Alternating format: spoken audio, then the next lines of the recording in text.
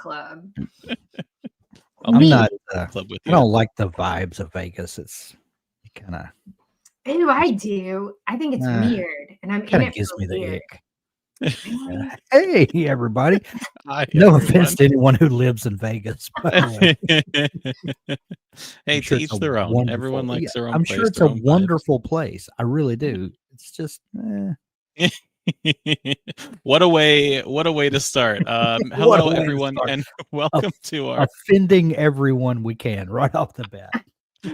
Welcome to our first weekly live show for the 60-day novel challenge. This is going to be a show that we have every Thursday, same bat time, same bat place, here on our YouTube channel at 2:00 p.m. Eastern. And it is a show where we're going to discuss the topics from this week. We're going to give a little update on our own projects, and then we're going to answer any questions you might have. And this is going to be a very kind of casual show, as most of our shows are. So feel free to have any conversation you want about writing here, or, amongst yourselves. You can do whatever you want, and ask any questions that you'd like answered, because we have a good portion of this time for answering questions. So please don't hold back on those. Abby, Hank, I was in the chat for most of it, but how were the sprints? Great. I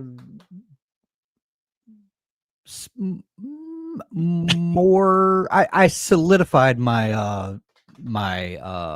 outline for my 60-day challenge. I took a lot of my kind of rough outlines and made like chapter descriptions and stuff. So I feel like I've got a good plan going forward, and I've got 3 more weeks to completely trash it, and like I am prone to do. So. Abby already responded yes to the question and caps things. Don't feel like you need to do your question in caps, but if you want to make sure we don't miss it, I guess. But our backend now recognizes sometimes questions and flags them for us, so that's nice. Yeah, don't listen to Doug. If you have a question, put it in all caps so we can see it. I said they can. I said they can. They don't have to. Listen, I'm fragile. I don't like being yelled at. Okay, let's do a quick hello to the folks in the chat here. I see NJ and Rob and Ashido. Hello. Bon is stopping in. AR, Aaron, Rachel, Stephanie, Natty, Hope, Susan, Carmen, Shelly, Sarah, Dory, Sharina from New Zealand, which is very cool to me. Good game. What time Thank you. Is it in New Zealand? Pardon? What time is it in New Zealand? Is it like middle of the night? Is it tomorrow morning? What time it is. It would be tomorrow morning. It would be. I worked with someone in Australia for a little bit, and so our calls would be at like 6 or 7 o'clock his time in the morning. His idea, for the record. I was willing to be flexible. He's like, "Let's do it. I'm working anyway." Yeah, I've done a few podcast interviews with folks from Australia, and it's always like late in the afternoon for me and early in the morning for them. Yeah. And it's so wild. We also, I don't know if I said David, but hello, David and Amber. And let me keep scrolling. Berlin, the Wizard. It's 7:03 in the morning on Friday. Okay, so from Eastern, that's 17 hours ahead. Hello from yesterday. Yeah. Right. Time Time so cool traveler. Like You're in there. Manny is here as well, and Beth and Bernadette, right? Bernadette is Zarintha. Vita, hello. And okay, yes, I think we got everyone. So why don't we dive on into the show? Like I said, we're going to start by just talking about how the challenge is going, how our own projects are going, so you can maybe get a feel for what some work might look like. But if you haven't checked it out already, there is the video on our channel that went up on Monday that goes over the topics for this week's exercises in more detail. We're not going to dive super deep into these topics because that's what that video is for, so you can do it at your own pace. But Hank, you're doing a 60-day novel challenge project. Abby, you're working on something you're working on before, but using the 60-day challenge to just motivate you, right? Do I have that right? I'm sort of on the fence, because okay, Hank and I are doing cohorts and everybody's doing the activities, and I'm like, But you have to understand that the next book I'm writing, it's another, like from scratch, is another chapter book, which is only 10,000 words. Hear me out. You Okay. could write that in December and write a different book between now and then. Just an idea. I'm Just an just idea. saying it's all the same process, but I'm super like laser focused in on this chapter book thing because that's the next genre I really want to crack. Thank you also for not saying you could just write 5 of them during the month of November, because that's what I was waiting for.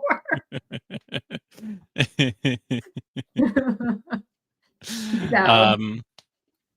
Well, Hank, you want to Yes. give us a little sneak peek into what you're writing for the 60-day challenge?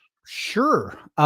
It's I mentioned this in sprints a little bit, but I have a couple of characters that I created for a book that I wrote about 10 years ago, and the main protagonist is a novelist who has found wild success, and he's written 2 books in a trilogy, and he can't finish the third.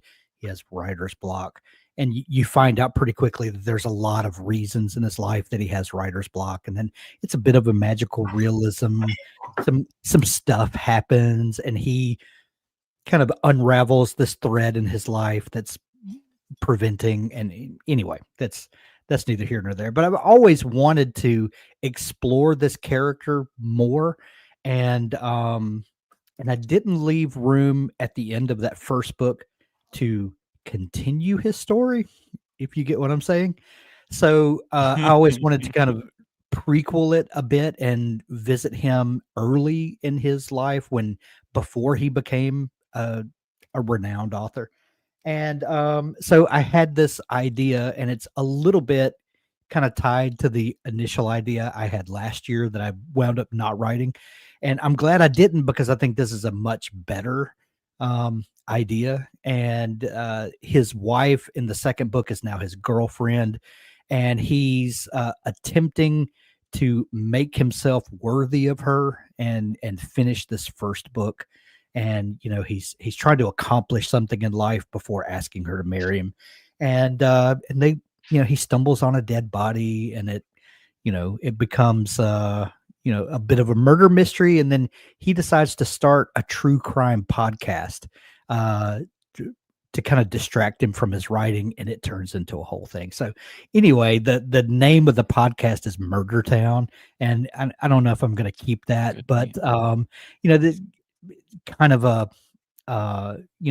play on the small town true crime podcast that are kind of all the rage, or at least were a couple of years ago. And so that's it. That's what I'm working on. Excellent. Yeah. Excellent. Abby, I had a lot of time to think about it, so I've got a lot of details that I spared you. Trust me. Abby, you're working on Stu the Duck, right? Stu the Duck, baby. So What's Hank his full name again? Studebaker Jones. Right. And he's Jones, his I Dunkle love that. Packard, which is Duck Uncle. Who's your Dunkle Packard. They're all named after these old cars, which kids aren't going to get the joke, but I hope. Did you say Dunkle? Dunkle Yeah. Packard, yeah. You know where I got that from, though? Where? Did you ever watch Gravity Falls on the Disney? No, but I'm aware of it. My kids loved it, but they have Grunkle Stan, which is Great Uncle Stan. And I just kind of like stole that joke and incorporated it in, which I think it's my own little Easter egg that I sort of plant, So yeah, but I have so Stu the Duck he does that, yeah, for the win. I'm working on my story engine. So the thing that makes writing chapter books, I think, a little bit difficult is you have to have this really like repetitive formula. You're giving the kids the same structure every time, which I know feels really predictable for adults, but for kids who are reading independently for the first time, it's very sort of developmentally appropriate because it gives them really a sense of, oh, I knew that was coming, and then it keeps them reading. And but feeling like it's fresh every time when you're literally using the same, plot structure over and over is kind of like what I'm struggling with a little bit, because I've already finished One Stew the Duck book. Chapter books are generally, if you were pitching this traditionally, you would be pitching them in like a group of 10. But think things like Junie B. Jones, Magic Tree House, those are, there's like 80 in the first series of Magic Tree House, Junie B. Jones, there's 40 or 50 of them. And so that's what I'm working on, like, what is my formula going to be? And so I think I bought all 50 of the Junie B. Jones books. I have them all. Yeah. Geronimo Stilton, I have every one of those. Magic Tree House, every one of them, because those kids are voracious once they start getting that confidence to read. And that's always been one of the things that has drawn me to writing, is how do you instill a love of reading in children? And so I always come at it from that angle. So I know I'm sitting here, I'm like, oh, you guys are writing all this other stuff and I'm writing about a duck, and I kind of feel silly, but I feel like I'm just training them to want to grow up and buy all your books. And there's something interesting about those first series that you really latch onto and that really make you a reader. They follow you through life. I bought all 50 of those Junie B. Jones books for my daughter Jessica, and her firstborn daughter is named June. See, I'm just gonna put that out there. That's Junie B. Yeah. And that's before I give a quick summary of what I'm doing, Bon said that if we reply in the chat, we got to sign our name or initials so everyone knows which of the three are answering. Generally, it's Abby if it's a typed response. Sometimes it's Hank. I pretty much only type if it's to share a link, I think. Yeah. So if it's a snarky response, probably me. Yeah. And it will be something that Abby beat me to thinking about. But I'll be the one that, puts it in writing. For my 60-day novel challenge project, I am writing a sequel to an urban fantasy that I just finished the first draft of the first book at the end of September. And I hinted at this or said it in sprints in the chat, but the premise is that I have my main character. Her name's Claire. She's a monster hunter, and she's a monster, but no one knows what kind of monster she is, not even her. And that's just her character premise. And I'm going with like a flat arc for her, an episodic series, like Jack Reacher style, but monster of the week. And in this scenario, I don't know if you guys remember, but like 5 years ago, maybe, the internet was plagued by the most horrifying videos of people dressing up in clown costumes and just like being generally creepy and scary at night. So inspired by that, there's going to be a serial killing clown with supernatural elements that she has to go and track down and defeat. And at the same time, she's partnering with a group of people from the federal monster hunting agency, essentially, that she doesn't really get along with. And she is going to be, at the very start of the story, cursed by a witch to stub her toe at the most inconvenient times. So that's going to be a subplot that's going to be going through the whole thing. I like that you have feds for monster hunting. I was going to say, since you have federalized them, is it going to, are they automatically going to be inefficient and wasteful? And according to her, yes. See, in my mind, and I don't want to derail this, but in my mind, I already have like three total series planned for this universe. Hers, and then one that takes place with the feds, and then one that takes place with other characters that's more like a heist. So I'm very excited. I'm very pumped. Nice. So 60-day novel challenge, here we come. So many people hate clowns in the chat. Sorry, everyone. I love that Doug doesn't take that as discouragement. He doubles down on everyone's discomfort. Because and also I've been thinking, because we're talking about genre, and we'll transition to that in just a minute here. But like, I'm writing an urban fantasy, but I wrote urban fantasy before when I co-authored with Mike Massey, and it was very much the same kind of vibe, very monster of the week, monster hunter style. But this time around, like, it's just my series, mine alone. So I'm pulling in more Doug into it. There's a little more spooky stuff in it. It's a little darker than some urban fantasy. And that, because we talk about audience this week, that's going to turn off some audience members. Like there are going to be some people who love urban fantasy who will not like that there's a darker element to my urban fantasy. And that's fine, because I'm not trying to capture every single urban fantasy reader out there. I'm trying to find the people that like this style of book, and then I will market it to them. Right. I'm pretty sure I've asked you before, but are you a fan of Dresden Files? Until about a week and a half ago, I had not gotten through the first book. Now, starting tomorrow, I'll be listening to the third book. So I've been devouring them on my walks. Okay, you're listening to the audio? Yeah. Okay, let me just tell you, the first 2 audiobooks are terrible. You hear all these weird mouth noises. The lip smacking, the breathing. Lip smacking is terrible. But something happened. They upgraded their sound booth or something. And I think from book 3 on, or it's possibly 4, I think it's 3 though, much better experience. Tremendously better experience. So it caught me off guard when the first book started. I'm like, oh, that's a lot of noise coming from this narrator.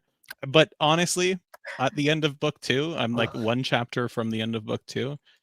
It's almost, I don't want to say endearing, but it makes you feel like it's actually the character narrating and not a narrator narrating. Right? It almost feels authentic, but I'm also going to be happy when it's gone.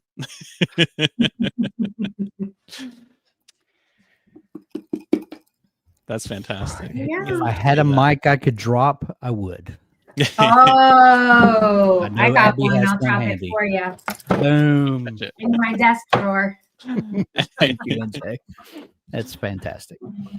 All right. So we have a whole bunch of questions coming in already, and we have some banked from over in the community as well. So let's quickly just touch on what the big topics were from the homework this week. The first one being genre and subgenre.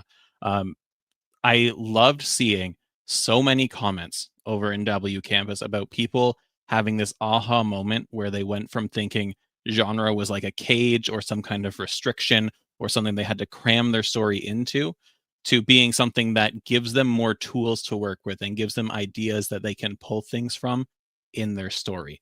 I don't have any specific questions for you two about genre today. I think we have some banked for the Q&A session at the end, but what do you guys think about genre and subgenre? And did you have any of those aha moments, maybe not during the challenge, but before and whatnot? Give me some thoughts, some genre thoughts. I mean, I've already kind of started seeing how I'm digging down into this idea of chapter books being a genre that have a very niche set of requirements that are probably very different from anything that you guys are thinking about. Mm-hmm. You're not thinking about things like sentence length, sentence structure, keeping things really simple, the vocabulary that you use. If you use a higher vocabulary word, you have to scaffold it. This idea of predictable and episodic. Like there are all sorts of really like specialty things that I'm thinking about that I'm trying not to let get in the way of story for me, but they're kind of getting in the way of story for me right now. So that's like the piece that I personally am trying to crack during the 60-day novel challenge, are these like really specialty genre things, but I have to crack them if I want to sell these books, because otherwise they're going to fall totally flat. So. Yeah. To that, before I let you chime in, Hank, the genre plays like a 2-part role in our toolbox. It is the stuff that we can use. So if I'm writing urban fantasy, I know that I can pull in monsters and magic systems, and I want like actual potion and alchemy shops in this city that people can go and buy things from. Like I want a federal agency that manages monster hunting. Those are things available in urban fantasy, but readers also come in with expectations too. That's the second part to genre. So like I said before, by incorporating more horror and more dark stuff into my urban fantasy, I know that's going to alienate some readers, but I know there are going to be readers that like that as well. And so acknowledging that helps me write, but also helps me market afterwards.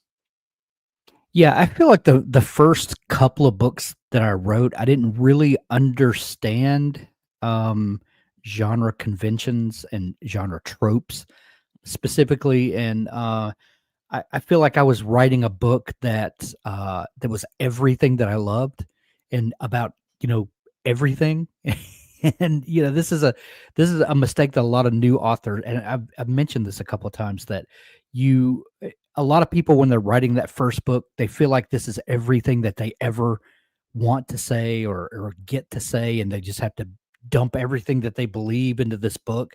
And you quickly learn as you get to the end of that book that you have so many more ideas, and that most people are not a one trick pony, and have so much more creatively about you than you give yourself credit for. And so I learned pretty quickly to dial back all of the things that I love, because most of us, we know that you write dark, fantasy, horror, stuff like that, Doug. But I know you read more widely than that because you love other things. It just might be what you gravitate toward when you write. But so learning to find out what makes a particular genre work, those tropes that we turn our nose up at tropes, and thinking that makes books formulaic. No, that makes things more specific for your readers. And that was a big lesson for me to learn, was what particularly makes a book science fiction, what makes it fantasy, what makes it magical realism, and to dial back the other things and focus specifically on the things that we're going to connect with a portion of readers was a big accomplishment for me in my own personal journey. Yeah, absolutely.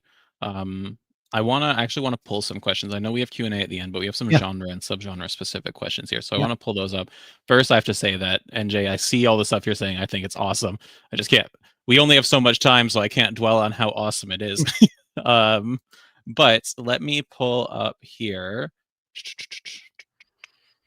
First, let's pull up Beth's here. So Greek gods reincarnated as cats in modern time, which is just a fantastic phrase to read. Genre is fantasy, and subgenres are contemporary and / mythic fantasy. But another writer said contemporary would mislead reader expectations. Do we have any thoughts on that? That reminds me of Jim Butcher's the Cinder Spire series, where they're talking cats, and that's not exactly what you described, but it made me think of talking cats. I mean, contemporary just means in today's world. So why would that mislead? I wonder. Like, I would have asked that person, like, what misleads you when I say the word contemporary, just to sort of dig down to understand what it was saying. And you could absolutely put mythic fantasy in a contemporary setting. I mean, that's basically urban fantasy. If you, I think urban, and I think cities, though. So what's that? Well, a lot of urban fantasy does take place in cities, but it doesn't technically have to. Right. It's more defined by fantasy in our world in a modern setting. But it tends to be more, maybe this is where this other person's coming from. If you juxtapose contemporary and urban fantasy, then you think different things. I think when I think urban fantasy, I think the Dresden Files. I think Supernatural, the television show. I think more genre fantasy, I guess, to not have a better word for it. When I think contemporary, I think closer to magical realism. Not completely magical realism, but more of like it seems more literary than genre, just by nature of the word contemporary. So this person that you were chatting with, Beth, might have been thrown off by the fact that you have this mythic theme with cats in something you're calling contemporary fantasy, because they might relate it more to like magical realism than urban fantasy. But I think this is more just their opinion. I think we all think here that contemporary fantasy and mythic fantasy are both great subgenres here. Go for it. Can I make a suggestion? So I would check my work by doing this. Go to Amazon and Google contemporary fantasy and see what comes up. Do mythic fantasy, see what comes up. Take any of the keywords that you think may apply, Google it, see what comes up. because then you can start comparing. Because basically what you're also trying to do is you want to make sure that you're marketing this to the right readers. That's part of what genre expectations are good in, that you're incorporating them into your story. But then the second part of that puzzle is you have to put that story into the right reader's hands. That's what Amazon is pretty good at, whether we love them or hate them. They're pretty good at putting the right books in the right reader's hands. So see what titles are coming up, and if there are any sort of like commonalities to what you're writing, to know if you're on the right track. Mm-hmm. The only thing, and I'm going to highlight Rob's comment here, there's a lot of confusion regarding the zillions of subgenres. You think you need some kind of definitive guide. We don't have a definitive guide. And if you go to Amazon, find those categories, do your research, find your comps, and figure out what subgenres they're writing in.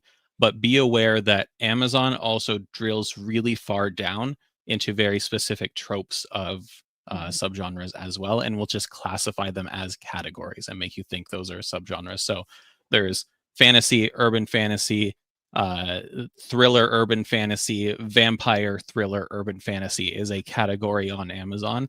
And if you can drill down that far into your classification of your story, you can set yourself up for success and understand the tropes and the traits and everything that goes along with vampire, suspense, urban fantasy, whatever it is that I said. But there are also some categories on Amazon that just are weird and kind of vacant, and they're called ghost categories. But I think going to Amazon is a great starting point because, like you said, Abby, they do direct you very well. And look at, this is for anyone asking about finding genres or subgenres for your story. Think about the stories that you read that are similar to the ones that you are writing, and just see on Amazon or elsewhere how they categorize themselves. Mm-hmm. Start there and then figure it all out. Goodreads, right? Another one, yeah. NJ asking here, what is the difference between genre and subgenres? Are subgenres able to be changed during the story? That's I'm going to say no. And if you guys think differently, please cut me off. But subgenre is a subcategory of your genre. Fantasy, urban fantasy, dark fantasy, high fantasy, epic fantasy, contemporary fantasy, mythical fantasy, duck fantasy. Duck fantasy is not a subgenre. It is now. So your subgenre should not change throughout your story, because it is what your story falls into when it comes to categorization. So if it changes, then you run the risk of a reader saying, oh, this looks like a cool urban fantasy, and they read half of it, and then the second half is just pure romance with no urban fantasy whatsoever. They're going to be disappointed. Right? What happened to my elves? What happened to my orcs? Yeah, exactly. Where'd they go? Okay, so I know we have a couple more, but when it comes to genre and subgenre, you don't need to. I think. Let me take a step back here. I think a big message I want to send to people this week, with all the enthusiasm that's going on and some people tackling their very first story for the very first time, don't get so hung up on very, very specific things. So if you cannot figure out your subgenre right now, I don't want you spending like 5 hours in bed at night staring at the ceiling because you can't wrap your head around this. It can help you. And it can give you tools to work with and tropes to work with and whatnot. But the point of this challenge and the template and the program that goes with it is to help you develop these things so we can get to the point where you're writing a novel, is not to stress you out and overwhelm you. So if you're struggling really hard to figure out your subgenre, just leave it blank for now. Just move on to the next thing, right? And then over time, especially as you develop more understanding of what you're writing and the craft in general, you'll be able to figure that out. Especially, that might be more of a publication question if you're self-publishing or indie publishing or traditional publishing. So if you can't figure it out now, don't spend too much time on it. Anything you guys want to add to that? No. Okay, we have a whole bunch of questions banked still, but we also, this week, step 2 of this week's homework was brainstorming the plot. Specifically, we pointed out the 5 I'm not raising my hand high enough. 5 key plot beats in a story. Now, there are more plot beats than that. Even if you go with the 3x structure, there's 9 beats in the 3x structure. There's, what, 27 in Save the Cat? No, 15. There's only 15? Mm-hmm. Oh, okay. Yeah, Well, it's just 27. There is another one with 27. Yeah. Yeah. But the 5 that we focus on for this first week of the challenge, for just this high level, start pulling things out of your brain, the inciting incident, which kicks off the whole story and forces the character to go on an adventure. Whatever adventure means in your story depends on what you're writing. The rising action, which is when stakes get higher, they make friends, they encounter challenges. The midpoint, which is generally in the middle of the story, it's a particularly devastating moment, and it forces them to have a mindset shift. And then the climax, which is the big bang at the end, and then the resolution, which is how it all wraps up. Hank, I'm turning to you. I'm going to pick on you more than I'm going to pick on Abby. Do you have any thoughts for some of those beats for your story? Rising action is an umbrella term too, so there's going to be a lot of thoughts for rising action in your own planning. Like how to show that, or like no, just ideas for what it might be. For what they might be. Oh, give me one. Give me a beat. The rising action for my particular story is when Stu discovers a body that that kind of messes up his day, and but also provides a couple of different things to him. It provides an opportunity to do something different and to get his mind off of the thing that he's obsessed with. So it kind of springboards him into the rest of the story. It breaks him out of his normal everyday, which we establish in the beginning, and then we kind of springboard him out of that into something new and different, and which brings in all challenges and rewards and dark nights of the soul and all of that good stuff. But my favorite literary term. There's so literally a dead body, that he finds that kind of breaks him out of his everyday. Excellent. Abby, you talked about chapter books being very kind of formulaic. And I think a lot of story structures are formulaic once you start realizing them. But what's a beat in chapter book writing that might be different than what we have here? Gosh. Or are they different? Well, you're not getting the same depth. So like I was trying to work through a developmental edit that was done by someone who doesn't know anything about chapter books. And there's a bully in my first one. And they were like, well, what's the backstory for the bully? Like, we need to know what his motivations are. I was like, no, you don't. You need to know none of that. Like, that's not the point of this story, is to dig down into what every character's feeling and what's motivating them and what's their backstory. It's a very, very simple plot. Usually there's just one thing. There are no real subplots. It's a very basic, A to B sort of structure. So I don't know that there's a dark night of the soul. I mean, usually there is kind of a place where you feel like all hope is lost at this point, and then something wacky happens to turn it around. I mean, for sure, I worked that into my story. But like, it's 10 chapters. It's 10,000 words. Each chapter is very episodic unto itself.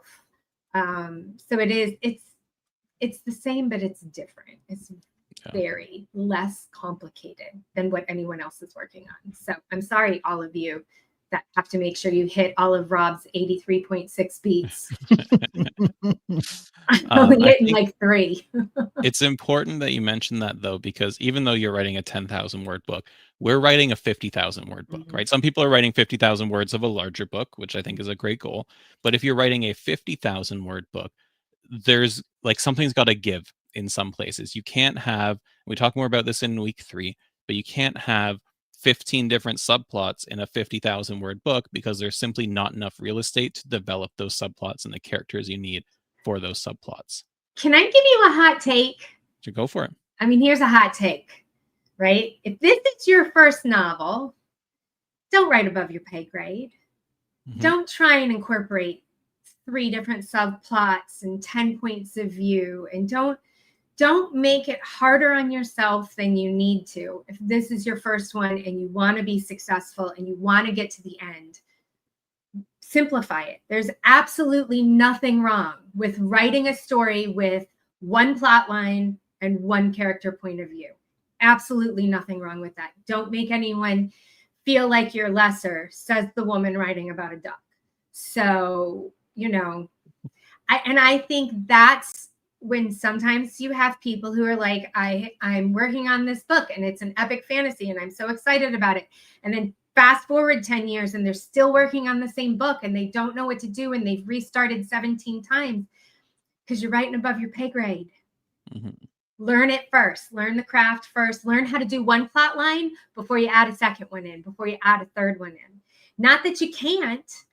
If this is your first book and you want to have 3 plot lines, just know you're going to have to give yourself more time. You're going to have to give yourself more grace. You're going to probably have to be prepared to revise more.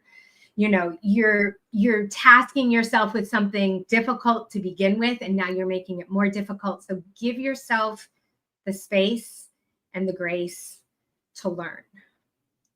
End of hot take.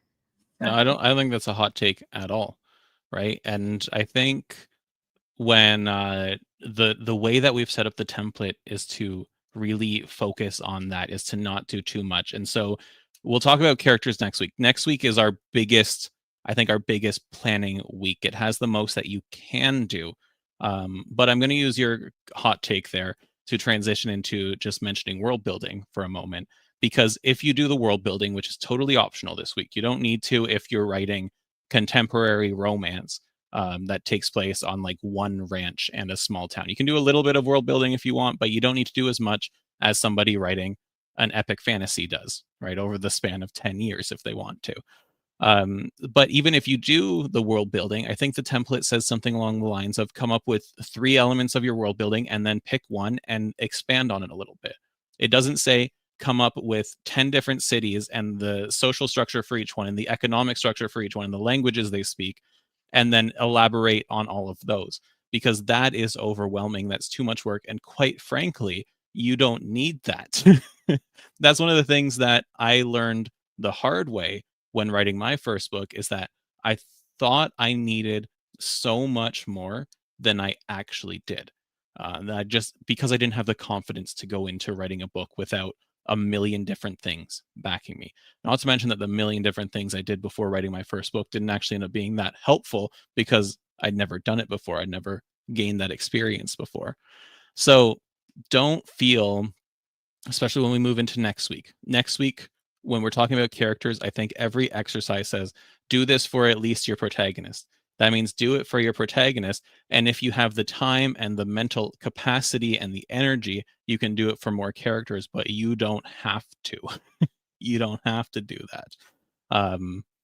Just focus, like keep it simple, quote unquote, because we are not aiming for a 200,000 word, super convoluted manuscript here. We're trying to learn about the craft and then write a shorter novel. Go ahead, Hank. A common comment that kept coming up in my 2 cohort groups yesterday was that some writers were getting bogged down in their story and they couldn't quite see the goal in the distance. And so that's why last week we broke down, let's envision the beginning of the story and how we want it to end. And then the homework yesterday was to take our main character and our main storyline and connect that beginning to the end so that we get a full through line and we can see the story. And one particular person was writing a very elaborate story, and I'm really intrigued with what she's doing. But she had part of the story in the real world, part of it in the Fae world, and it was kind of dipping in and out, and it's just kind of really getting bogged down in the details. And I said, well, first, let's strip all the extraneous stuff out. Let's take our main character, let's leave her in the natural world and connect the beginning to the end so that we can see the story. And then we can go in and we can weave in the other parts that really make it exciting and interesting. But before we can do all the exciting and interesting things, we have to build a skeleton that we can hang this story on. And so, yeah, that to kind of borrow from what Abby was saying, like get the basics of the story down first, make sure we can connect them and it's going to make sense. And then we can take the reader on this fantastical journey through, all the good things. Mm-hmm. Yeah. And at the risk of sounding arrogant, maybe, trust the challenge system a bit. There's a reason that in this first week we're doing high level brainstorming and we're just picking out those really big plot points, and anything else that comes to you while we're thinking about genre, why we're doing some high level world building. And then next week we're getting to know our characters, and then we're a step at the end of every week going forward is to consolidate your information. So next week we're going to meet our characters, we're going to get to know them a bit better, we're going to get to know your protagonist quite well, and then you're going to take all the information you come up with next week, consolidate it with what you came up with this week so that everything makes sense. Because you're going to find, sure, you might brainstorm some of the plot today, you might know the beginning and the end and some points in between, but then when you really get to know your protagonist and like their backstory, their motivation, what they really want, then you might revise your plot structure a little bit at the end of next week. And then after that, we're going to be talking about internal and external conflict, and the same thing. You know your characters pretty well now, but based on those exercises, you're going to know your characters even better by the end of the week. So don't feel like you need to jump ahead and have the entire plot grid mapped out and every single character profile created by Sunday at 11:59 p.m. Okay, that's not the point. We're doing this slowly. We're doing this in steps. So there are some people that I know start with character. Mm-hmm. Generally, that's the first thing that walks into their brain is character. There are some people that start with world building. There are some people that start with plot. And we just happened to start with a little bit of plot this week. I mean, you talked about a little bit of everything, but, you might get those themes down. But once you define your character, if you're one of those people who really defines your character well, you might want to then loop back and address plot once you have a better idea of your character and what will challenge them. If you're really great at plot, then you're going to write your plot first, and then you're thinking, well, what kind of character can I put into this situation to make it work? So it all depends on your starting point. And if your starting point is world building, you might have to wait till week 3 and then circle back around a little, but it's all okay. Don't feel like you're doing something wrong. If you struggled with the plot points this week, they could clarify themselves along the way. Yeah. We have a lot of, I'm not going to sugarcoat it. We have a lot of work ahead of us in the next 3.5 weeks now before we even hit writing. So don't think that it all needs to be done by the end of this week. Especially if you're, like Abby said, if you generally come up with your stories based on characters, this week is going to be a heck of an easy week for you because you're not going to do a whole lot. You're just going to start thinking a little bit. Next week, you're going to have not a field day, a field 7 days of coming up with some really great content and getting to know your people and having those aha moments. There's 50 people in here in this stream with us right now. All 50 of you are going to have a lot of aha moments over the next month before we even hit writing. And then when we hit the writing part, you're going to have a lot of aha moments then too. And the reason it feels like we're harping on this point a lot about not getting overwhelmed, almost to an overwhelming degree, you might say. But it's because this is what we've seen the most consistently this entire week from people. We've seen a lot of wins, and I love that. We've seen a lot of people coming up with some really cool stuff. But over and over again, we see people talking about how they're getting overwhelmed and whatnot. And it's not good enough to just say, don't get overwhelmed, but try and, hear what we're saying when we're saying just give yourself a little bit of grace, give yourself a chance to take a deep breath because we still have more work ahead of us. You don't need to do it all today. I don't know where Hank went, but I do like that picture of him. So he had a delivery. He just ran to get it. Okay. Oh yeah, there. Okay. So with that said, man, time flies by when I'm having fun with my friends. So Let's hop into some of the questions here. And I see the chat's been a bump, and I've been trying to keep up. But are you going all the way back to the beginning? Where are you starting? I have some of a bunch of start questions, but I actually want to tackle some of the pre-submitted questions first. Okay. And we kind of answered this one already. But is there such a thing as too much planning? Yes. Yeah. And this is from Bridget. Bridget said, I started developing one of my main characters this week, and I'm so deeply into it that I'm starting to feel overwhelmed at the idea of having to do this for each main character. Not to mention the fact that every time I get to something I have to research or look up, I wind up down a rabbit hole, because then that will lead to something else I need to look up, and that will lead to something else I need to figure out. And many times these are just little details, like what the exchange rate would be in US dollars. It makes me feel like planning is going to take more than a month, or maybe the better part of a year. You know what I call that? Productive procrastination. You're procrastinating writing, so you think I got to get everything done right, and I got to get it done right now. And I say that because my co-writer Jeff is one of those over planners. I mean, I have to pull him out of the planning stage kicking and screaming. And I'm like, come on, you cannot procrastinate starting this book any longer. We have plenty. Let's go. And so yeah, absolutely. I completely agree. Hank, I think you missed some of the question, but anything to weigh in on, goodness, on, is there such a thing as too much planning? Is there such thing as too much planning? I have a friend, Kevin Summers, who was a chronic planner, and he would say that he would just plan and outline forever, and he became a pantser to break that habit. And then I think eventually wound up kind of in the middle somewhere, where he learned some balance, to the thing. But he said that he was one of those people that he would get finished with an outline and go back and just start revising, and he would just get caught up in that. And you could psychologize that all you want, as fear of starting or whatever, or just loving the scaffolding process. There's probably many reasons to it, but there has to be a balance between too much planning and actually pulling the trigger and getting started. Yeah. I had the privilege of having more time to think about these pre-submitted questions, because I went and found them and asked for them, and then I spring them on my friends here. Yeah. Yeah. One of the things that I thought about for this one is that, yes, there's such a thing as too much planning. There's such a thing as too much anything, but especially planning or like world building. But I think that there's also degrees of how much is too much.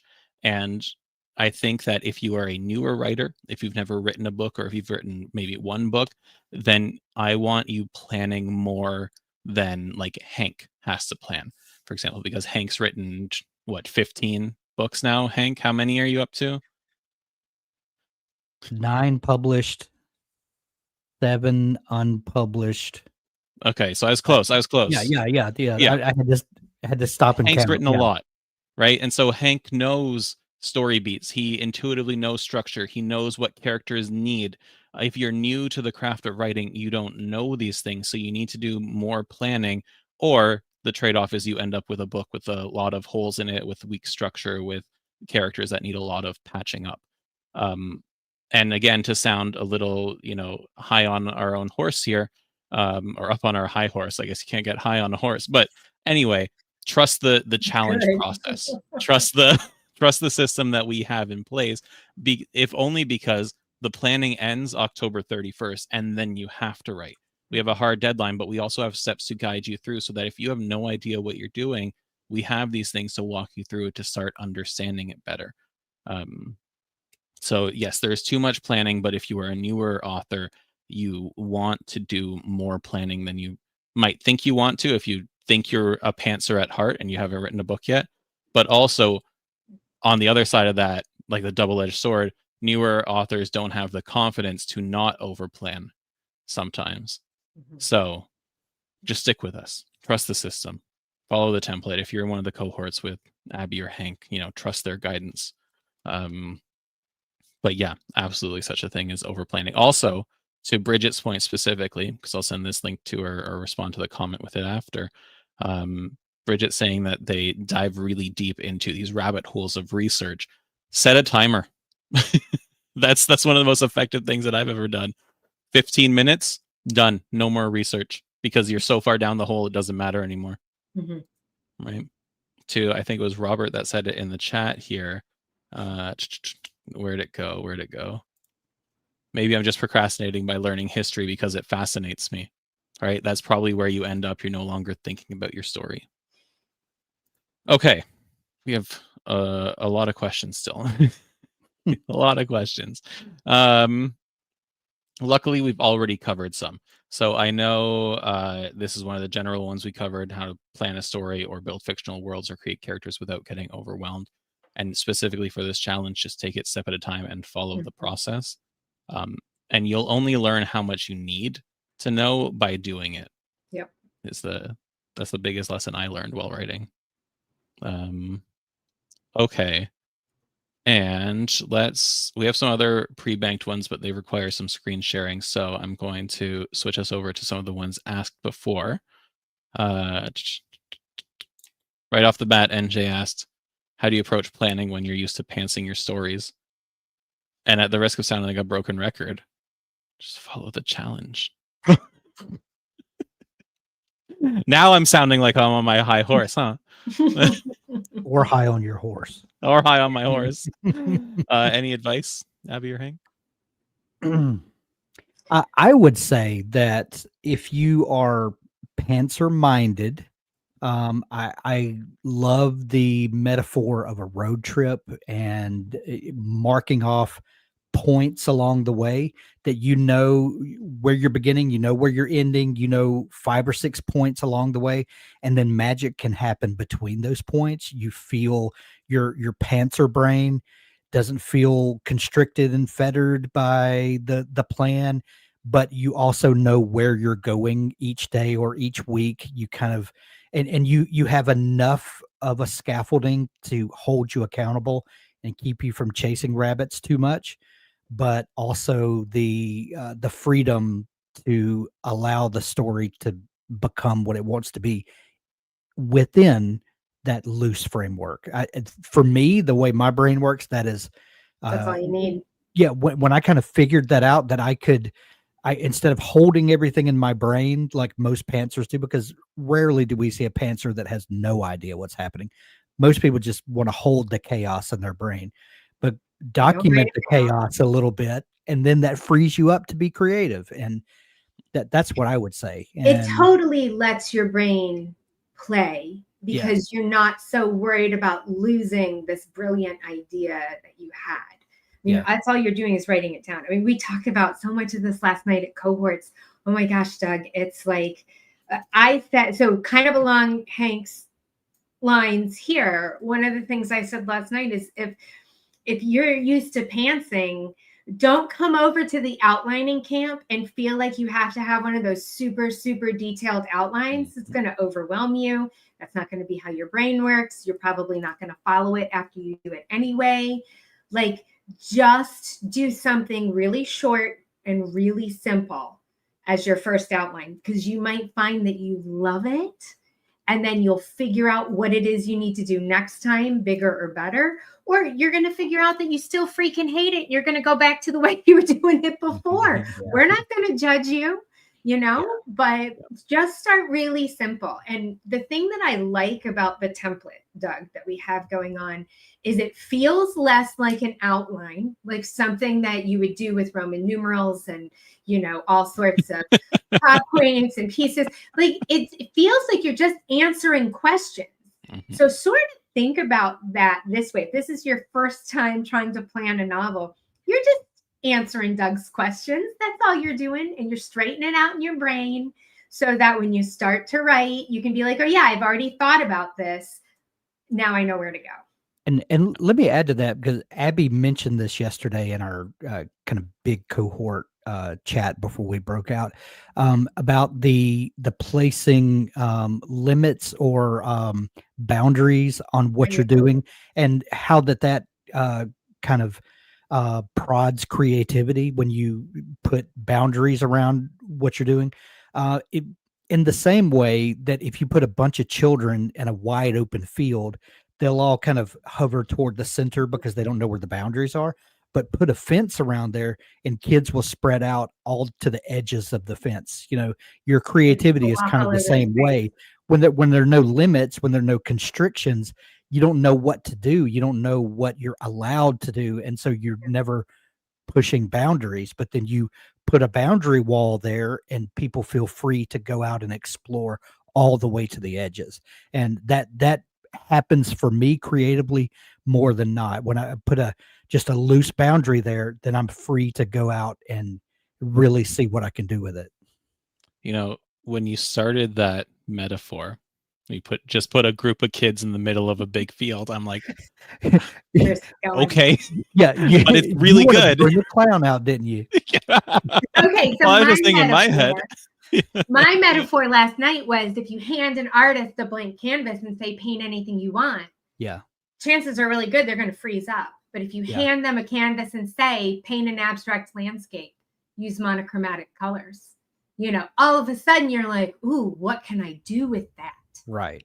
And so that's the idea of these plans are you're just putting the fence pieces up to let your kids then spread out and play. And your brain really does act differently when you put boundaries on it than if you just say, do what you want. Yep. Yeah. And, I've painted as many abstract landscapes as I have placed a group of children in a large field. So I get both of these metaphors. Sure. Yeah. I created a group of children. And all right, we're moving on before we dive too far into that. Renee's saying, what's this cohort I'm hearing about? So Hank and I are leading 2 cohorts of 10 writers each, kind of privately through the challenge. And this was just our pilot program to see how it went. We're going to do it again, hopefully next year. We'll do it a couple times, maybe.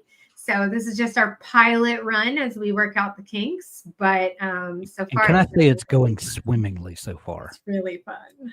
Yeah. So, yeah. It sounds like a lot of fun. Sorry, Doug. It's okay. It's okay. I have my cohort of 1,500. 1,600 now. 1,600. Yeah. Okay. The Jeff. I keep saying the Jeff. I don't know if it's Jeff and Jen. I don't know. Like the Jeff. Let me know. Let me know if the Jeff is okay. But how do you determine audience? I'm writing a fantasy novel that has 3 generations of males in it: a grandfather, his son, and a 15-year-old grandson, I guess. What determines YA fantasy or adult fantasy? Yep. All right. The Jeff, my biggest question is, whose story is this?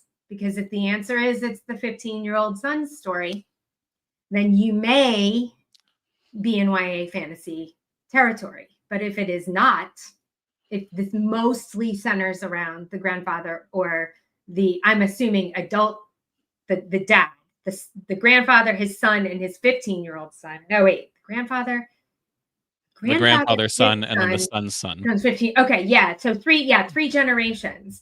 If it revolves mostly around the 2 adults, you're probably safely in adult territory.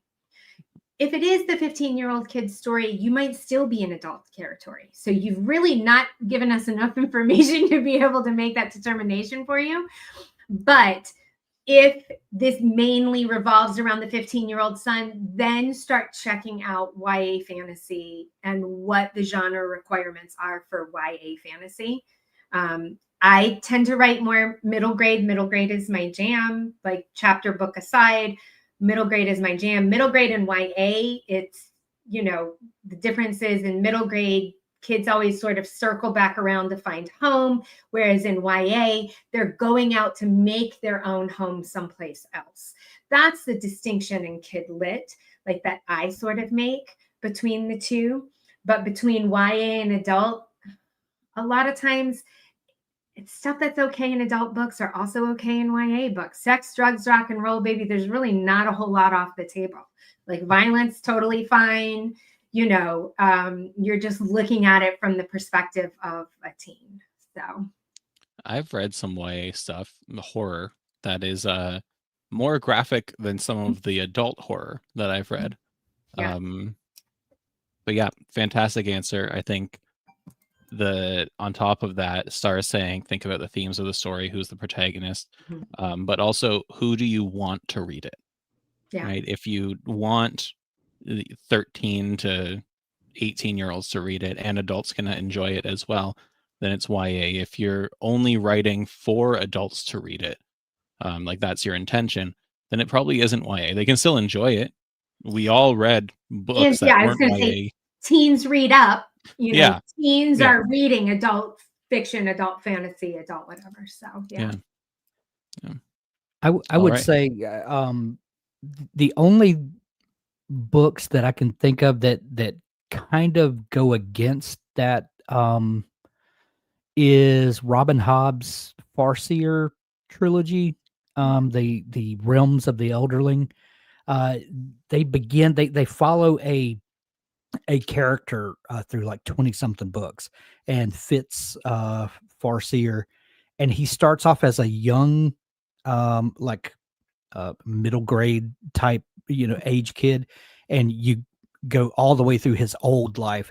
And so even the 3 books where he's a young man are not necessarily YA books, but they're told from a narrator who's outside the story. So you're really connecting with the narrator and not the character who it's about, which is an interesting dichotomy, that it's the thing where that is the main character, but you're really reading up from that. So that's the only example I can think where the narrator is telling the story in the past. Yes. And so really the narrator is your main character in this context. But the Harry Potter books did that. They started as middle grade and they ended as YA, and they grew with the readers as the readers. Yeah, and there's a subtle tone shift throughout those books that they really are middle grade books in the beginning, and they really are like grown up YA books in the end. And that's and just because the protagonist is a teen doesn't mean it has to be YA. Like I think Brent Weeks, it's a book about this orphan or urchin kid becoming an assassin. It is very much not a YA book.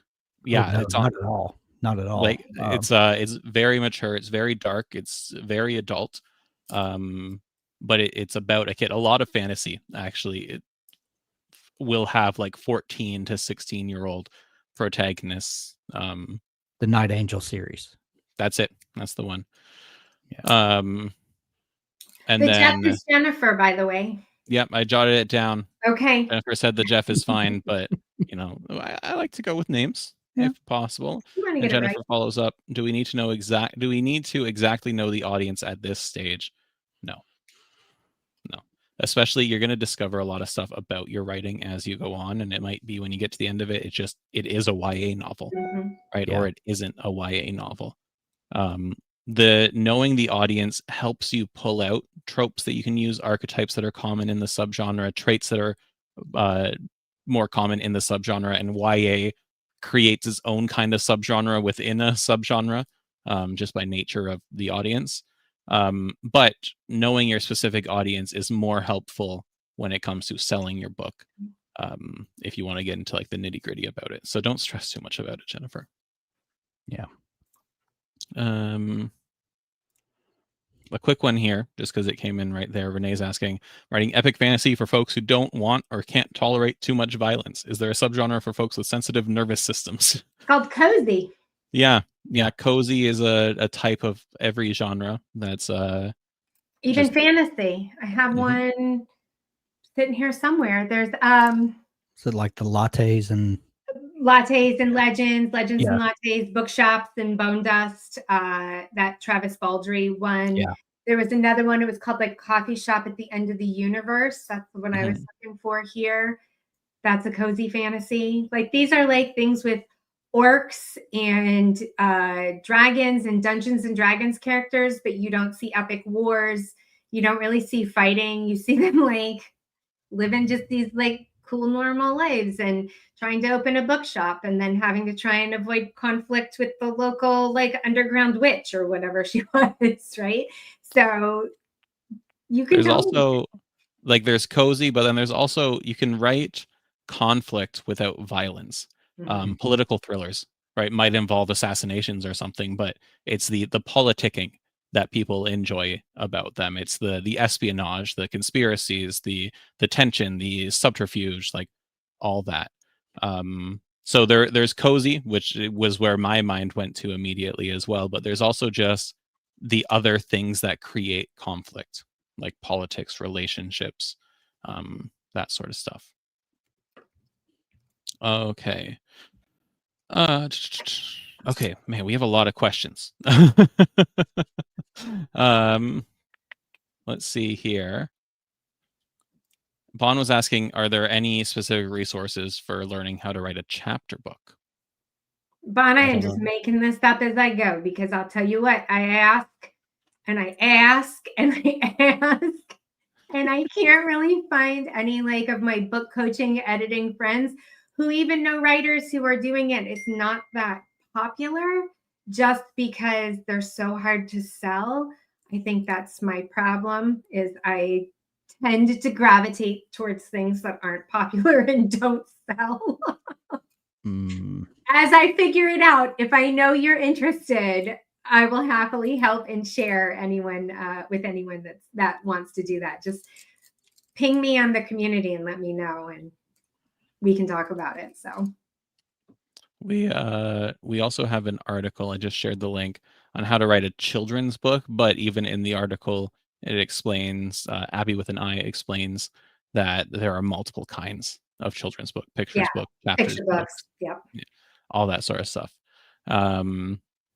So yeah, we'll try and find some. But you're going to hear me talk a lot about it over the next 2 months, Bon. So follow along as I do it wrong. So that's how I learn.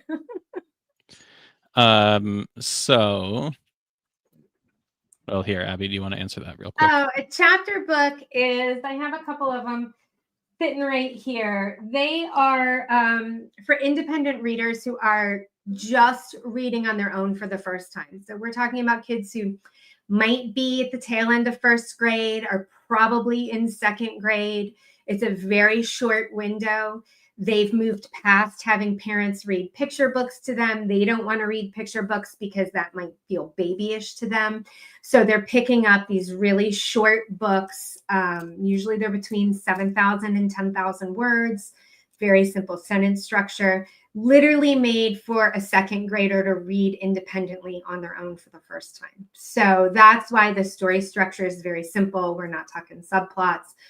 Things aren't very complicated. You have repetitive jokes that you hear over and over and over again. So I love a good repetitive joke. I have worked that in. The expectations for the kids, it's about having the confidence to read on their own. So no politicking? No politicking, there's no kissing, there's no swear words. Like, I mean, all the things that I love in real life, we don't do in chapter books. So, but you can do age-appropriate swear swap outs. I do too. Where little kids that think they're being edgy and it's really kind of funny, but do you know what I'm working into my own vocabulary, and I've been making a point to say it a lot more, is ding dong. Like, ding dong, I hate when that happens. Or that ding dong dog just peed in the living room. Like, I'm working that one in. I like it. It's kind of an onomatopoeia. So I dig it. Earlier on, NJ asked, how do you approach switching between character perspectives? And Ella just asked, do you have any tips for writing a duo POV book, especially with plotting? Do they have to be connected? Do you guys mind if I take a shot at this to start? Go ahead. All right. So I love writing multiple perspectives. In fact, the hardest thing that I'm encountering right now with my current series is that it is a first-person single perspective. It's killing me sometimes. Oh, I'm so not used to it. So when it comes to writing 2 or more points of view, there's a couple things you got to ask yourself. First, every scene, I ask myself, what is the best perspective for this to be told from? And the best being what adds the most tension, what adds the most emotion, whose goal am I focusing on, and what's most impactful to get in their way. Generally, when it comes to multiple points of view, you have a main point of view for the story, and it could be one or two. And in this case, I think for Ella, there are two main points of view. But then, especially for fantasy and sci-fi writers, you can have like secondary characters having scenes from their point of view. I think Hank gave me grief for this once because I did a tertiary character introduce their point of view in a scene only to have them killed at the end of it. It was so effective. It was so impactful. I loved it. But you have to think about whose story are you telling and why are you telling that story. So you're going to have the main plot. There are very few books where you actually have two protagonists. You might have a very, very important secondary character that gets a lot of screen time and has many scenes told from their point of view, but is it really their story? So you have to first start by asking that, because the protagonist will have most of the screen time when it comes to their perspective. And that's what you're going to be looking at when plotting. Now, there are going to be, in longer novels, not a 50,000 word novel, but in longer ones, you're going to have multiple subplots as well.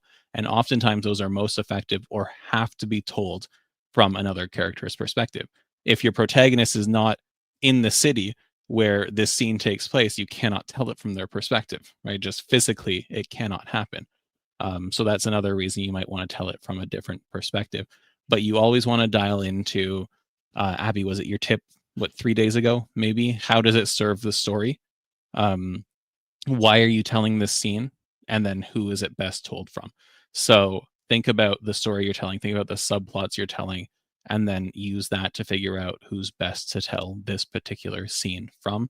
And if you're plotting with the plot grid, you can label them with the ribbons, or you can create a column that dictates, who's telling what scene and whatnot. But it all starts with, what are the plots and subplots? Whose story is it?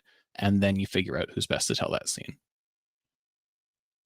Just to reiterate and to tag onto what Doug said, you're always going to have a main character, and even if it feels like both of these POVs or storylines feel like they're their own thing, one is always, and maybe ultimately, maybe it's not evident up front, but will ultimately feed the other one, will tie in and support the other one.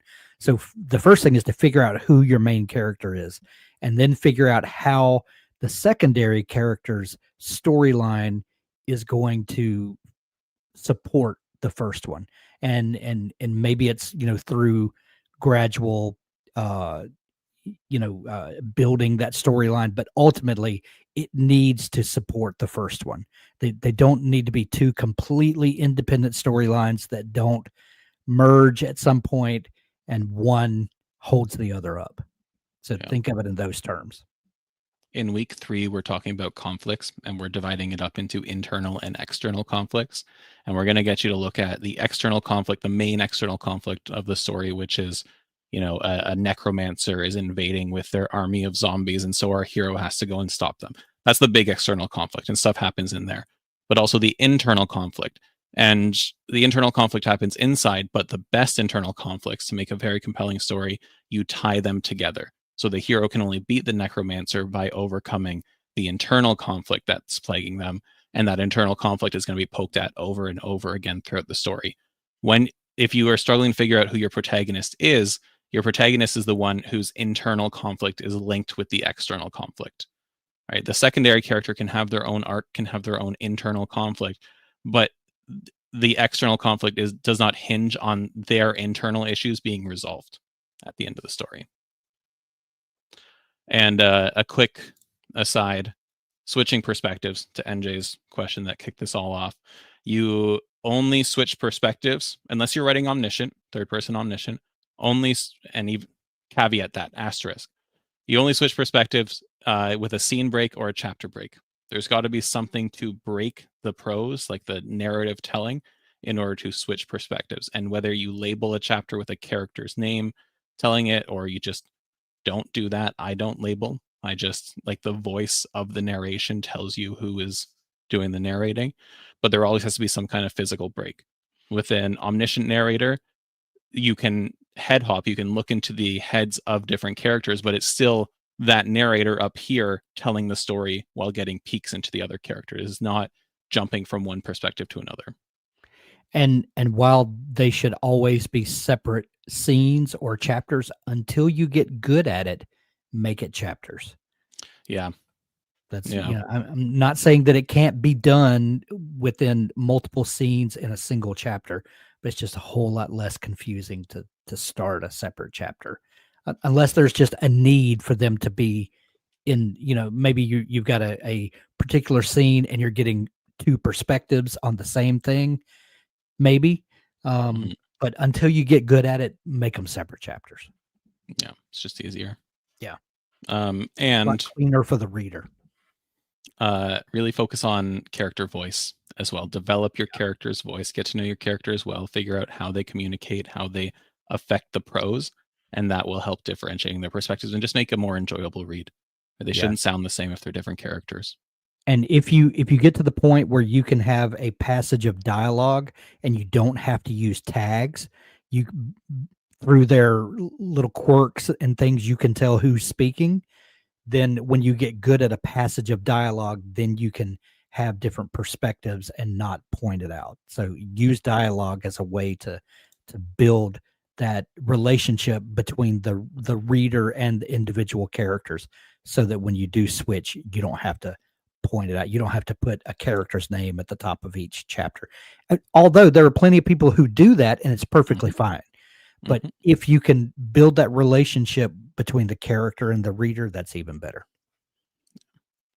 I'm going to jump to Berlin's question here because they just asked it again. So they want to make sure we don't miss it. I'm writing a medieval/Arthurian legend novel, and I want to write in first person, but how do I do that without making it feel modern?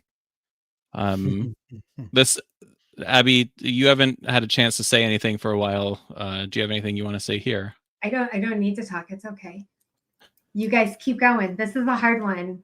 I mean, because like I'm immediately like, thou doth do whatever. Like I would think, but that's distracting, right? Yes. I mean, and it might not make sense. Yeah. To the point we were just talking about, this is where you really want to develop your character's voice. You want to figure out how they speak. You want to figure out what language is like in this world and how they communicate with one another, how different people communicate differently based on like their socioeconomic status, the region that they're from, their dialect, and whatnot. We have a whole course on writing dang good dialogue over at Dabble Campus that you can take before we get to the writing part in November, if you really want to. But this ultimately boils down to character voice. You need to understand how your character sounds when they're communicating, because their perspective, especially in first person, directly influences the narration and the prose.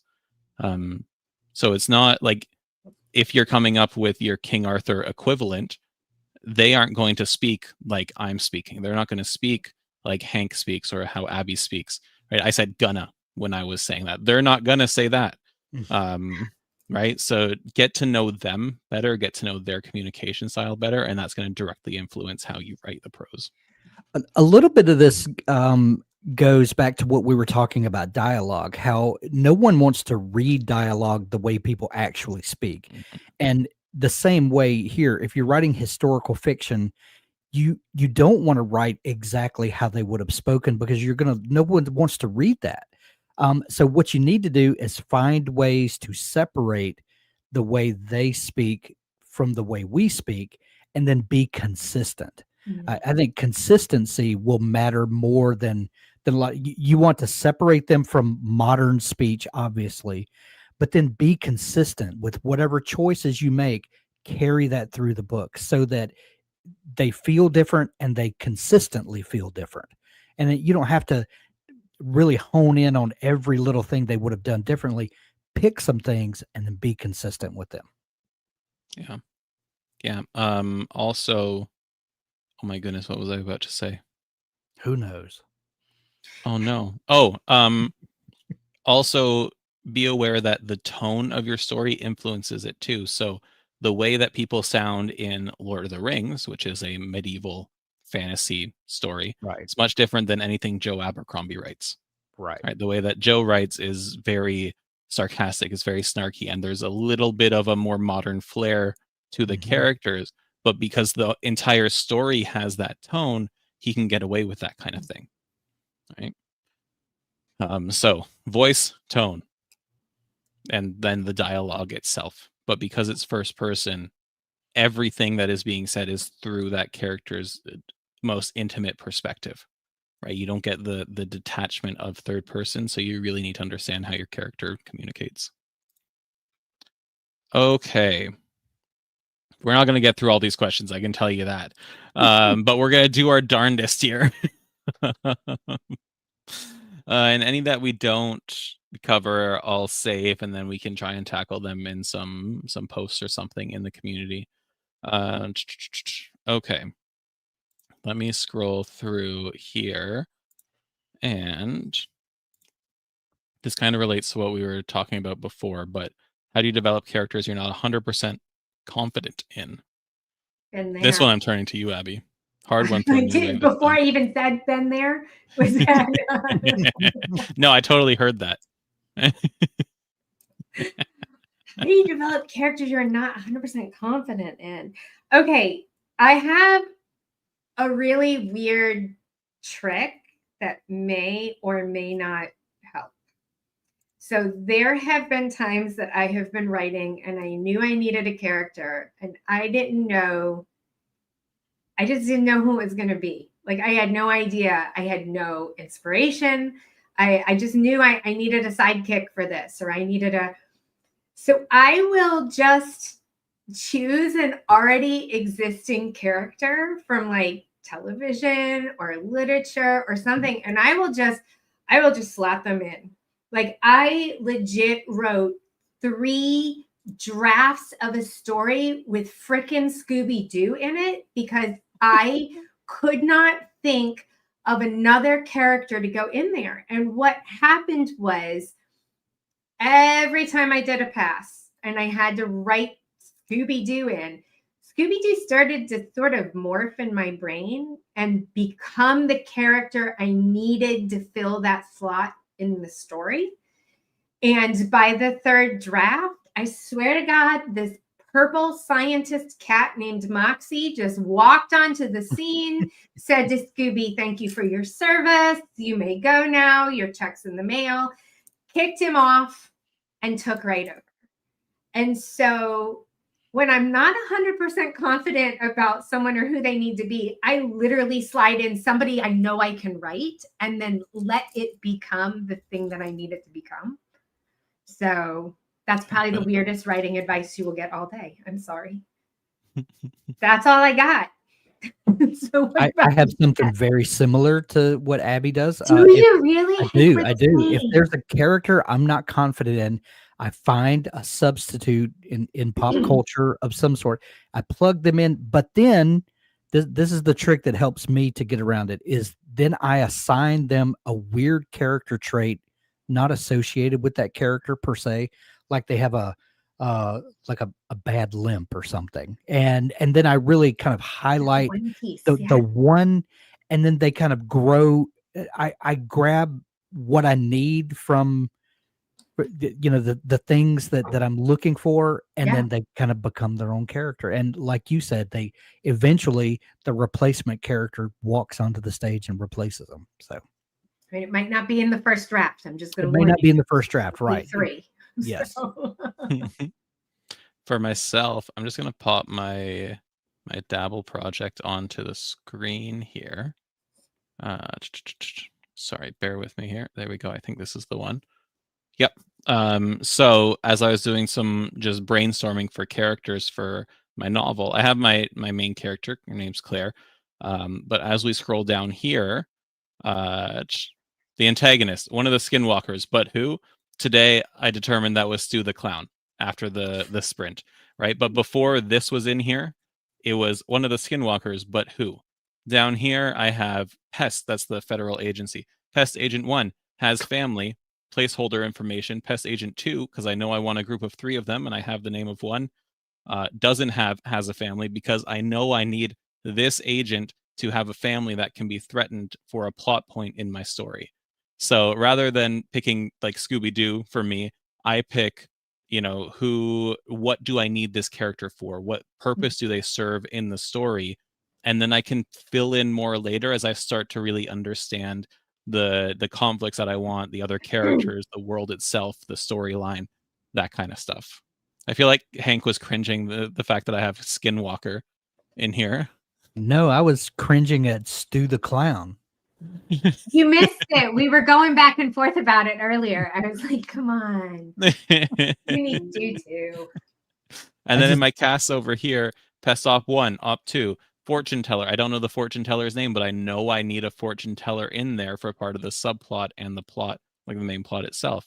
Skinwalker Villain, Skinwalker Second Thoughts, because I want someone in that group of Skinwalkers to be questioning why they're doing what they're doing. So I go more with the purpose of them, the thing that I need them to do in the story, and then I start throwing on the clay around that skeleton. I don't know if anybody ever watches The Middle, that television show, but on The Middle, there's the character Sue Heck, who's like the middle sister, and she's adorable, but she's always positive, always sunny, even though all these terrible things happen to her all the time. And she declares her senior year of high school the year of Sue. I think we need to call this the year of Stu, you guys. Year of Stu. Because we're all 3 writing Stu novels. It's it. It's the year of Stu. It is the year of Stu. Can I just give a shout out to the chat real quick? I just glanced up and just saw Robert Smith, all shall bow and cower in fear to the mighty Mr. Badfish. I don't know what that's in reference to. Renee is writing a book with one, and that's her character that she can't figure out. And she's just randomly named him Mr. Badfish. I just glanced up, saw that, and it just made my day. I just wanted to point that out. Love the name Mr. Badfish. I mean, for a middle grade book, it's actually pretty awesome. So I'm just throwing that out there. That gets my stamp of approval, Mr. Badfish. Done. I can go so many places with that. I think you could write a mafia hitman with Mr. Badfish as his name. That would be epic. I have mafia roots in my family, y'all. We could really dig down deep into Mr. Badfish here. I have different roots in my family, but we're not here to talk about that. Okay. Okay. Athena asking. I love the uncomfortable blush on Doug's face. Like, what are they going to say next? I only have saints in my family, and that you can tell by me. Right. Athena asks, I kind of already started plotting, but midpoint feels as if I'm only throwing stuff at them for no reason. Are there resources for optimizing plot before I actually start writing? We don't actually have a resource specifically geared to the midpoint, but I know Athena is one of my Dabble Academy members, and we do have a lot of courses that cover that sort of stuff. What I will say most importantly here is a throwback to what I said a few minutes ago, is that in week 3, we're talking about external and internal conflict. And the more that you can figure out why you're doing these things to your character, what the internal conflict is, and why you're picking at it over and over, the more important the midpoint's going to feel. And the more you can attach meaning to the obstacles you're throwing at your character. Because, a little spoiler for everyone, especially in a 50,000 word book, we don't have a lot of time to do things that don't affect the external and internal conflict at the same time. If you're writing a positive character arc, which like 95% of stories are a positive character arc for the protagonist, right? Things get better, they overcome a trauma, something, right? And so you're going to, as you start brainstorming, next week when you meet your protagonist, you're going to get to know them very well. And you're going to get to know some other characters well. And then the week after, you're going to start thinking, okay, what is this lie that they tell themselves? What is the truth that I want them to figure out? And then how do I put them through a series of obstacles that gets them closer to the truth, but always pushes them a little bit back towards the lie as well? It's like a 2 steps forward, 1 step back situation when it comes to their internal conflict. And that's going to make your obstacles, especially your midpoint, all the more important and all the more meaningful. Abby, hold him up, please. He's getting squirmy and he has to go to the bathroom. That's my guess. I went to Michael's for t-shirts and I came home with a puppy. So checks out. Snuggling with me. Yeah. Okay. Let's do 2 more questions. Do either of you want to pick from the bank of questions, or you want guys me to do just it. keep doing it? You keep it doing it. My hands are busy. That's true. That's true. I trust you, Doug. Pardon? I said I trust you. Oh, thank you. Sharina asked, I know there's some conversation about this in the chat, but what do you think about a senior citizen being the heroine of the story? Yes. Yeah. As someone There's who, the niche. yeah, There's your audience. Have you ever heard of Miss Marple? Yeah. Like, The or the Murder Thursday Club? Murder Club. You know, Yeah. one of the biggest book series on the planet right now, and it's just made into a Netflix movie that they're all literally all senior citizens, and Yeah. it's what I really do like it. about this, aside from us all just being like, yeah, good idea, because it's a good idea, go for it. But I'm always thinking about how can I be mean to my characters. And as authors, okay, Hank, as authors, that's how we should all be thinking. That's just what writers do. We're mean to our characters and we tell a story about being mean to them, and then they accomplish something at the end. A senior citizen gives you opportunities to be mean in different ways than you could be to someone who is 20 years old or 40 years old. Right. So that's what I think about when I see this question is, yes, it's a good idea, but it's not just a good idea. It's you have all these other tools available to you now to tell a compelling story in a way that me writing a 30-year-old monster hunter cannot. I don't have access to that kind of stuff. You're So I think that's really creative cool. with different limitations. Yeah, exactly. And that's what it's all about, right? It's all about what are their limits? What obstacles can we put in the way? What makes things harder for them? So I think that's really cool. Mm-hmm. And you should look for ways to subvert expectations. So if you have a 70-year-old lady, there are certain expectations readers are going to come to that with. And if she just happens to love to solve murders and she's very quick-witted and really dangerous with a set of knitting needles, then, you have subverted all the expectations. And then you don't have to be mean to them like Doug says. You have to be mean to them. If you're writing a story, you have to be mean to your character. That's the nature of the beast. Yeah. My wife and I watch movies and TV shows all the time, and we talk about the formula that especially all these series use, and it's find a character, make you love them, stick them in a tree, and then set the tree on fire. And you can, like clockwork, you can point it out. So yeah, absolutely. I will say, extra be aware of their limitations, because I was watching, I don't want to be mean, but I was watching one of the latest Liam Neeson movies, and I have so much respect for the man. He, a lot of his action movies I watched growing up. He is now physically at the point where he needs to stop doing action movies because I can't suspend my disbelief anymore. I'm sorry, when I see Liam Neeson throw a punch or like parkour over a fence, it's not happening, brother. It's not. he has a very particular set of skills. You're saying he has a really young stunt double? Is that what you're saying? I don't even know if the stunt double's young anymore, based on it was like the second Ice Road movie or something that I tried watching, and it's just he's taking on like 30-year-old bodybuilders. That's the reason he's remaking Leslie Nielsen movies now. Where'd my friends go? I don't know, Doug. You kicked us out. I didn't do this. Why'd you kick us out, Doug? I didn't. Yeah, Doug. What the heck? Yeah, Abby. Renee saying, I just talked about the big lie in a way that got me thinking of the big lie, both in a character arc and also in the conflict arc of the series. Is that appropriate? You'll all learn about the lie and the big hurt next week. But this is exactly what I'm talking about. There is an intersection of character arcs and conflict that will be your aha moment next week. I'm hoping is realizing that these two are not separate. They might seem separate, but they are the same story with different bells tied onto them or something. I don't know. I don't know how to do it. Okay, let's do one more question here.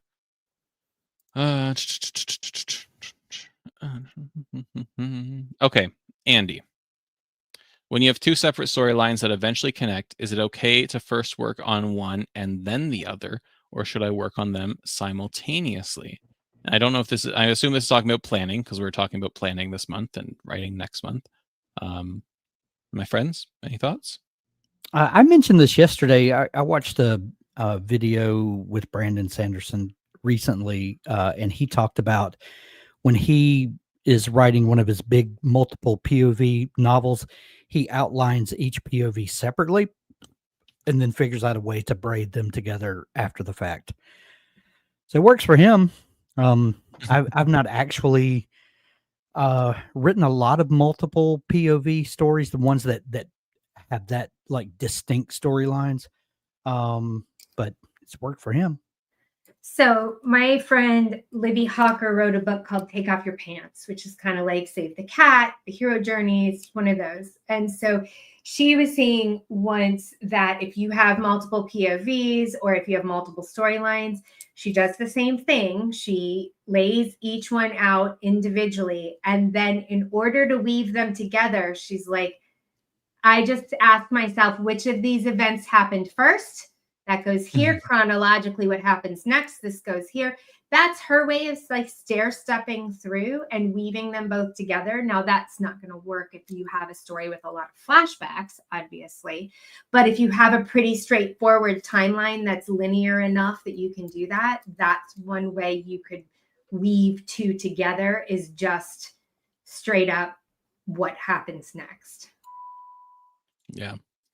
For me, a little bit of that, a little bit of, as Robert said, what Brandy Sandy Pants said. You need to know what the stories are that you want to tell. So the beginning, the end, however much in between you want to know, however much planning you want to do. And then chronologically, they have to make sense. But you also, I'm going to sound like a broken record now, but like that internal aspect of it, you want to map out the character's journey in addition to the plot and what's going to make the most emotional impact on your reader. That might dictate, if you have the flexibility to have something happen before something else, then that will dictate that change. But oftentimes, to Abby's point, it's just chronological, right? And if they don't impact each other, if they're separate until they converge and there's no like, this impacts something that then goes and impacts this other storyline, if there's none of that, then it doesn't really matter how you plan it. But if there is cross-contamination before they intersect, official term, by the way, there's cross-contamination before they intersect, then it's not as good to think about them separately because they impact one another, even indirectly. I thought that was what happened when you cut up chicken breast on the counter and didn't bleach too. it. Yeah. It's like when I say you kick something, you can kick a ball, or I can kick everyone out of this live stream because we're going to wrap it up here. Two different kinds of kicks, two different kinds of cross-contamination. Anything else? That was a reach. Yeah, we're going to let you have it though, Doug. Thank you. You're too kind. Anything either of you want to say before we sign off on this wonderful first weekly Q&A or live stream session? What's coming up next week? What's the big topic next week? Next week is characters. We are talking all about characters. The lesson will go up on Monday, despite Robert's stressful. I guess I should get back to editing the lesson for next week. Because I'll have to answer more of those. Where's the lesson? Why hasn't it dropped questions in the community? The lesson will be up on Monday. It will be all about crafting your characters, and we're going to go over everything from character arcs to their backstory, to their goals and motivations, to the relationships that they have.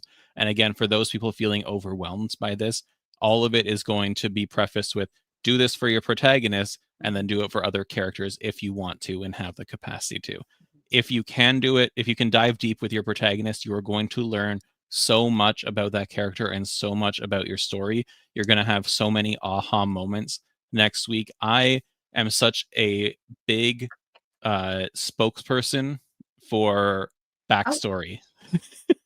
For backstory.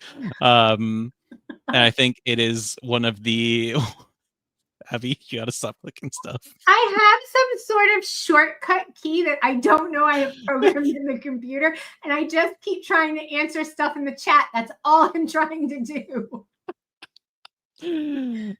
Anyway, you're gonna have so many aha moments because backstory is so important. It is a revelation that you're going to have next week when you go through that. If you have not already and you do not use Dabble, we are offering an extended free trial for new dabblers to join us throughout the entire challenge to use the template and all the exercises in there. So you can grab that by joining the challenge over at dabbleu.com, and then you can start your free trial from there.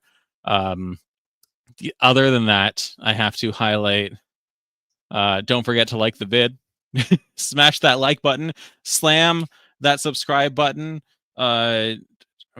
nuclear explode that notification bell. I don't know. I think we're getting delirious at this point. Up, Doug, yeah, you go it's just getting crazy in here. Thank you everyone for joining us. Like Spike. Hit the like button. Be sure to check out the community over at dabbleu.com. Otherwise, we will see you next week. Lesson on Monday, sprints Tuesday through Thursday, and another weekly live stream, just like this one. Maybe a little less crazy next week, but no promises. Bye, everyone. Bye.